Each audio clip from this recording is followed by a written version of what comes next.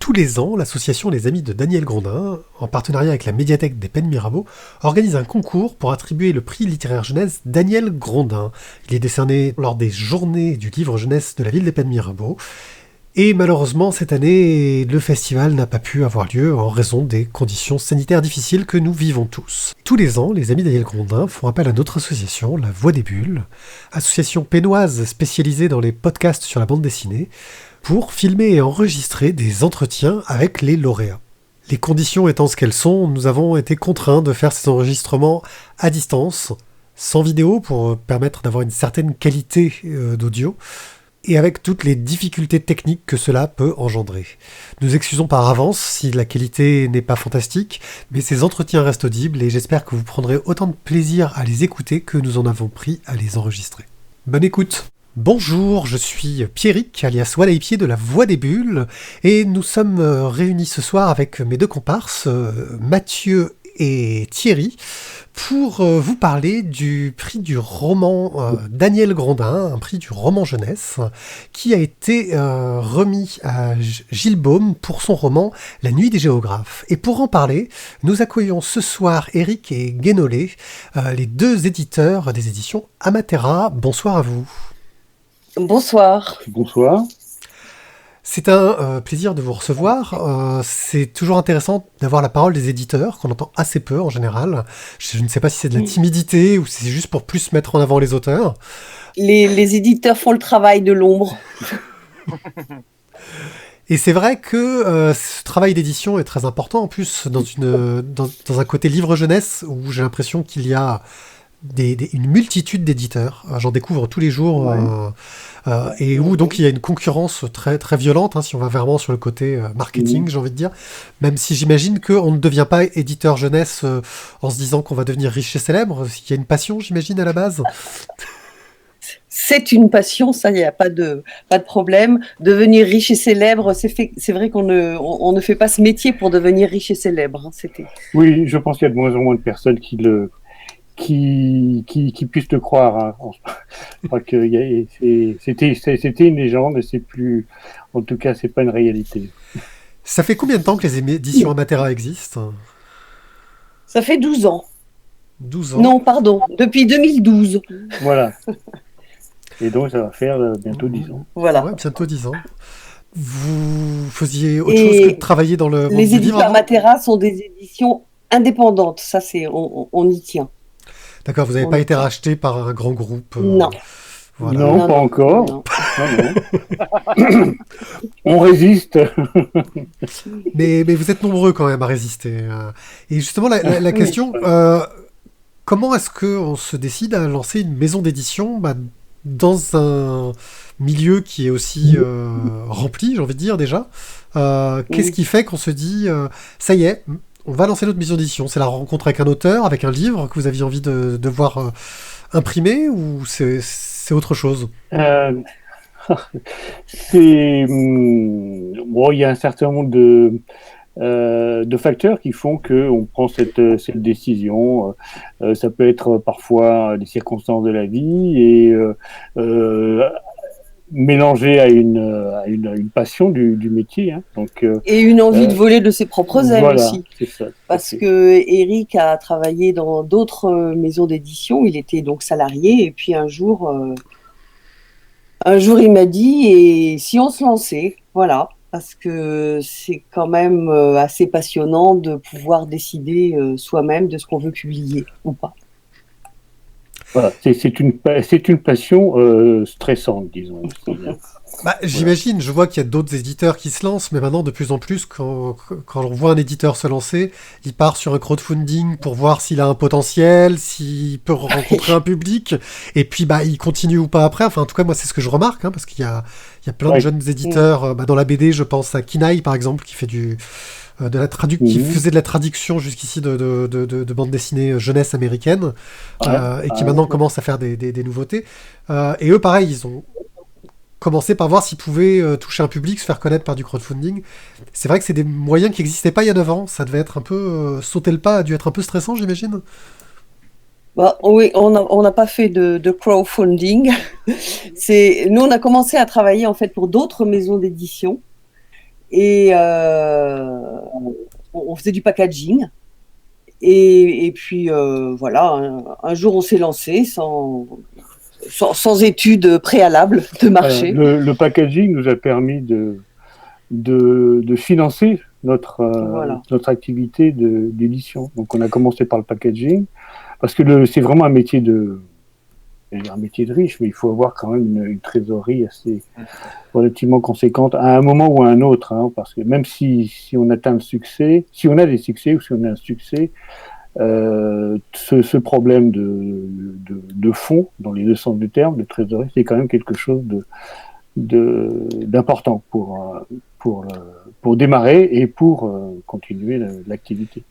Et c'est vrai que ce travail de packaging nous a permis de financer, de démarrer. Alors il y a un deuxième aspect qui est important, c'est trouver une diffusion, ce qui n'est pas toujours évident.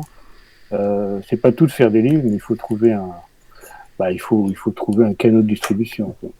Qu'est-ce que vous appelez le packaging ? Eh bien, on faisait des livres pour d'autres maisons d'édition, c'est-à-dire que nous ne financions pas l'impression. Voilà. D'accord, oui, c'est la différence. Nous étions payés pour notre travail. Voilà. C'est la différence qu'il y a chez les Américains, ils ont publisher et editor. Chez les Américains, il y a le terme publisher et editor, qui sont deux mots différents. Et c'est vrai qu'on a tendance à faire l'amalgame en France, car c'est le même mot pour désigner les deux métiers. Donc, et là, vous étiez éditeur pour d'autres publishers, si on devait résumer. Voilà, tout à fait. Ouais. Et oui, effectivement, le fait d'être packager nous évite de faire justement, je reviens au problème de trésorerie, donc de faire une avance de trésorerie, alors que l'éditeur, lui, doit avancer tous les frais pour payer ses auteurs, pour imprimer ses livres. Voilà. Et donc, c'est pour ça qu'il faut avoir une assise financière relativement solide. On va revenir un peu sur le travail avec Gilles Baume. Vous aviez déjà travaillé avec lui sur de l'album. Oui. Et j'imagine que vous étiez lancé dans de l'album au démarrage, ou vous aviez déjà vocation à faire aussi du roman ? Ah non, le roman, c'est venu il y a 1 an, à peu près, 1 an et demi. On a commencé par de l'album, effectivement. On a vocation à être plutôt généraliste. On a commencé par faire de l'éveil, des choses pour les petits, et petit à petit, on est monté on va dire que nos livres ont comporté de plus en plus de textes, et jusqu'à ne plus comporter d'illustrations quasiment et que du texte. Voilà. Donc notre vocation, c'est vraiment de nous adresser aux enfants à partir des tout petits jusqu'aux adolescents. Et La Nuit des géographes est notre deuxième roman. Bien ça, hein ? C'est le 2, oui. Ouais. Et depuis, on en a publié 5 ou 6. 5 ou 6. Ce qu'on souhaite, c'est en faire 5 ou 6 par an et continuer à faire des albums et des livres pour les plus petits aussi. Alors, pourquoi vous êtes spécialisé dans la partie jeunesse ? C'était quelque chose que vous faisiez déjà dans votre travail ? Oui. Alors, effectivement. Moi, j'ai une formation de graphiste, direction artistique. Donc, je suis plus attiré par le visuel, l'image. Donc, on a commencé. L'édition jeunesse, c'est un support pour le visuel, pour les images. Voilà. Donc, ça a commencé comme ça. D'accord. Et justement, quand on arrive à devoir choisir un roman, j'imagine que c'est une démarche tout autre. C'est Gilles qui est venu vers vous en vous proposant ce projet. Tout à fait. C'est Gilles qui est venu vers nous. Alors c'est vrai que des romans, on en reçoit pas mal. Et de plus en plus. Et de plus en plus, on a un comité de lecture et on croise un petit peu nos avis. Et pour La Nuit des géographes, on était en majorité séduits par son texte, par ce roman. Comment est-ce que vous fonctionnez justement? Donc il y a un comité de lecture qui va sélectionner un livre, et ensuite est-ce que vous êtes plutôt un éditeur invasif, c'est-à-dire qui va vraiment guider l'auteur et lui dire revois ce passage-là, etc. Très Tout à fait. accédant, ou alors très libre. Donc voilà, vous Invasif, Ouais. c'est un peu Parce que négatif. L'invasion est nécessaire parfois. Hein. Ah non, mais je dis pas le contraire. Mais je sais que les auteurs ont leur ego. Les auteurs ont leur ego, et quand on leur dit que la virgule est mal placée, ils peuvent mal le prendre quand même. Ça dépend des auteurs, et ce sont souvent les plus doués qui sont le plus aptes à écouter nos remarques et à comprendre. Quand on écrit un texte, surtout un roman, on a le nez dedans et on s'aperçoit pas que parfois il y a une petite incohérence, ou parfois il y a des répétitions, où il faut absolument un deuxième œil. Donc on a une directrice littéraire qui retravaille ces choses-là d'un point de vue général, la cohérence du texte, et avec des allers-retours entre elle et puis l'auteur. Et une fois qu'ils sont arrivés à une version OK, c'est comme ça qu'on les appelle, on envoie le roman chez une correctrice qui regarde tous les problèmes de grammaire, d'orthographe, voilà. Donc entre le moment où on reçoit un roman et le moment où le texte est finalisé, il peut se passer 2-3 mois. Mais Gilles a toujours été content du travail qu'on faisait avec lui. C'était en même temps, on n'impose pas non plus, hein, c'est toujours des sujets à discussion. Est-ce que le fait qu'il ait une certaine renommée, hein, je pense notamment au fait qu'il ait beaucoup travaillé avec, il nous en avait parlé avec je trouve plus son prénom, Monsieur de Dieu, on va dire, oui. qui je pense aide pas mal à vendre. Est-ce que son nom, pas du tout. Il est totalement dans l'ombre de l'auteur de Yakuba. Non. Ouais. Alors, c'est assez cloisonné d'une certaine façon, parce que on a commencé à travailler avec lui sans savoir d'ailleurs qu'il avait des collaborations avec Monsieur de Dieu, et c'est une illustration. Thierry, c'est pas je confonds peut-être avec un autre. Thierry, oui, c'est ça. Et donc c'est une illustratrice avec laquelle on travaille. On a eu plusieurs collaborations qui nous a amené ce binôme entre elle et lui. Donc on a commencé par un ou deux albums, et là il nous a proposé son roman. Mais c'est après coup qu'on a découvert qu'il faisait ses collaborations, parce que lui ne nous en parlait pas. Hein. On a voilà, et c'est donc, pour répondre à votre question, pour nous, ça n'a pas d'influence dans notre collaboration. Disons que ça n'a pas eu d'influence dans notre collaboration. Et après, en ce qui concerne les ventes, je pense pas que ça ait vraiment d'influence. Peut-être qu'il vous a dit le contraire, je ne sais pas. Non, c'est pas un sujet qu'on a abordé dans ce sens-là. C'est vrai que on a tendance effectivement à parler un peu plus de questions bassement commerciales avec les éditeurs. Je sais pas pourquoi. Vous avez une image, les éditeurs, comme étant les gens qui tiennent l'argent. Je un truc. Ah bah nous on a une Porsche et puis on fume des cigares tous les jours. Mais c'est ce que je me suis dit. Bah oui. Ça explique la voix un peu grave d'Éric. C'est pour ça que Gilbaume nous apprécie. Voilà. Vous savez qu'il y a des éditeurs. Alors, justement, la nuance entre éditeur et publisher, peut-être que là, elle se justifie. Il y a l'éditeur qui joue avec, qui publie avec son argent, hein, et puis il y a ceux qui publient dans des boîtes, dans des structures qui sont plus importantes, qui sont un peu plus cool par rapport à ces problèmes d'argent, et peut-être qu'ils ne l'abordent pas. Et nous, en tant qu'éditeur indépendant, c'est quelque chose c'est vital, quoi. Quand on arrive sur du roman, donc, où l'illustration n'est en général que la couverture, la plupart du temps, est-ce qu'il y a des choix particuliers ?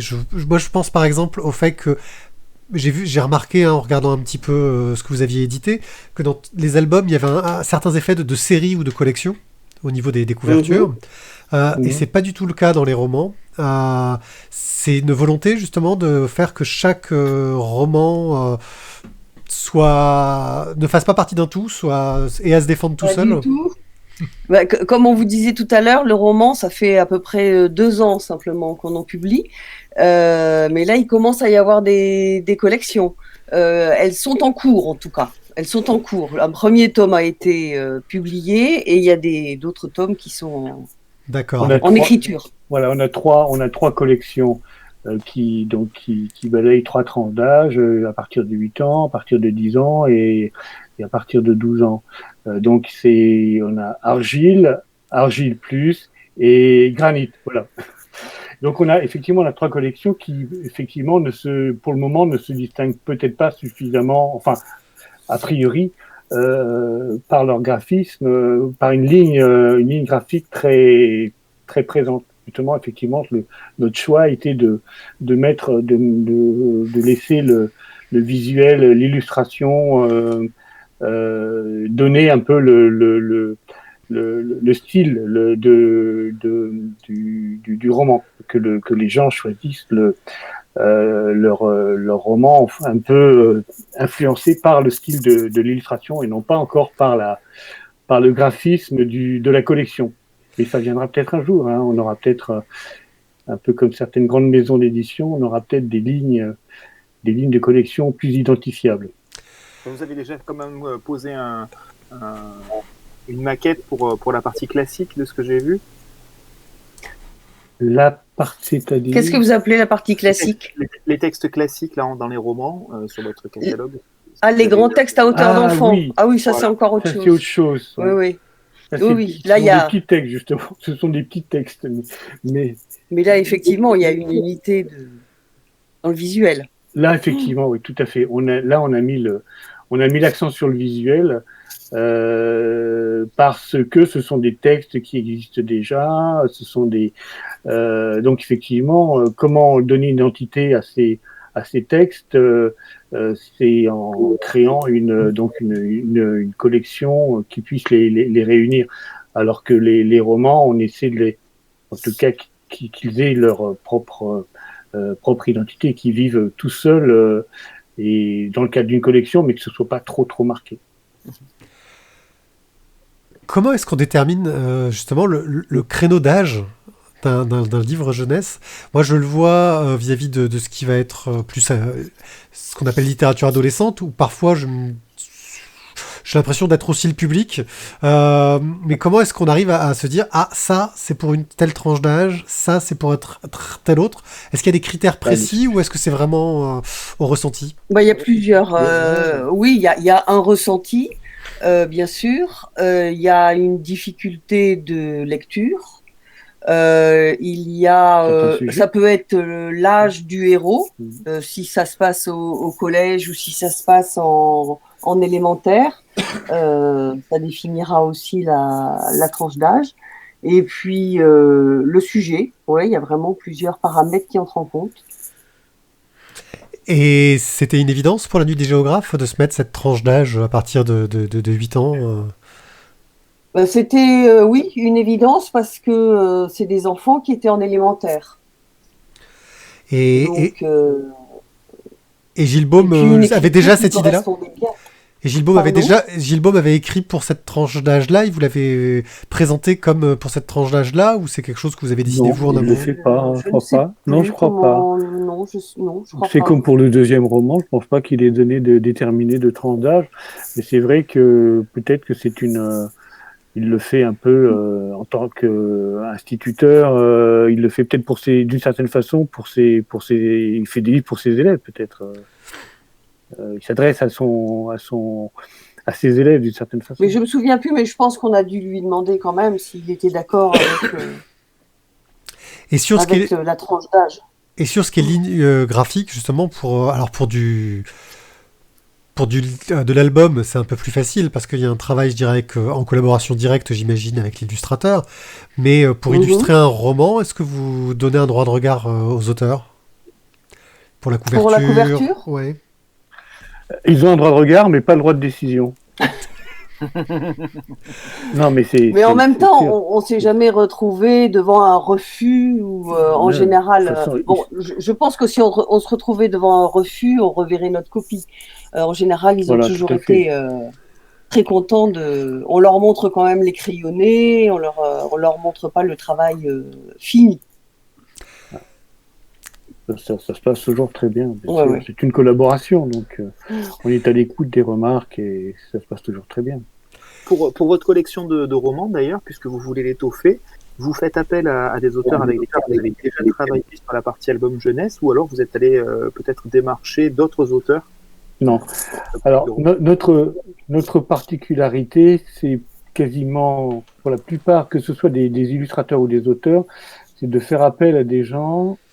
Enfin, non, justement, c'est d'accueillir des gens qui, et ça on aime bien, ça fait partie de notre métier d'éditeur, qui démarrent d'une certaine façon. Voilà. Donc, la plupart, à part Gilles, la plupart des auteurs qu'on est en train de publier sont des auteurs qui font leur premier roman. Pour parler spécifiquement du roman. Après, pour ce qui est des albums et du reste, c'est un peu la même démarche. Bon, il faut dire aussi que les auteurs connus, en général, sont liés à leur éditeur. Et on a eu l'expérience d'auteurs connus qui nous ont proposé des textes. Ah oui. Et bon, on a bien senti que c'était des textes qui n'avaient pas été acceptés par leur c'était des fonds de tiroir. Par leurs éditeurs.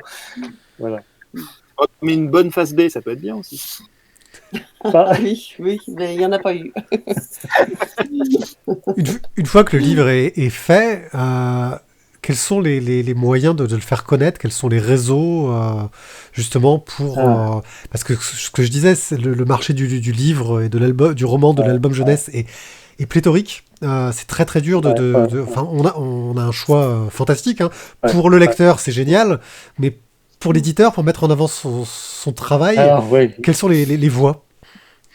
Il y a plusieurs façons. Il y a effectivement la première, c'est que les livres soient sur les tables des libraires, mais aussi, donc il faut avoir un bon diffuseur.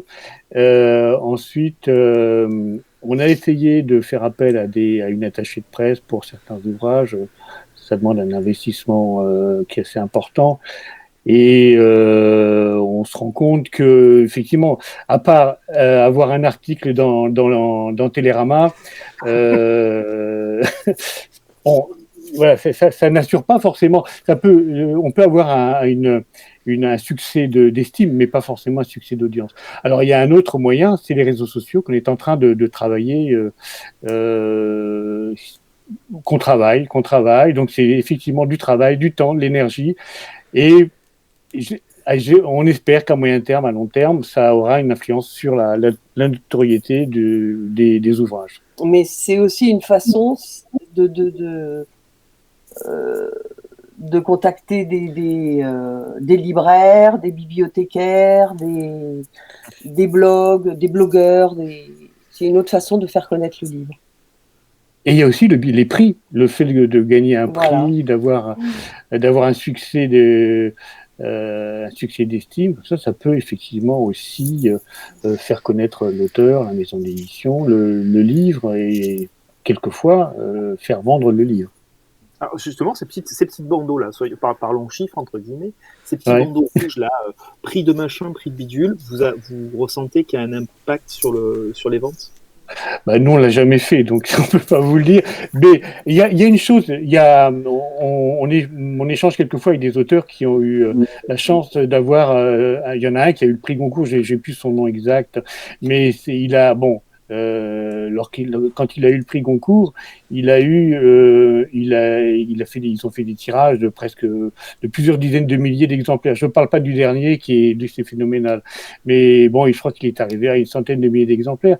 Et son livre suivant, il l'a tiré à 3 à 4 000 exemplaires. Donc, le succès n'a pas rebondi. Pour répondre à la question, il y a quand même certains prix, certains événements comme ça qui sont extrêmement porteurs. Oui, nous on va mettre un petit bandeau rouge sur le livre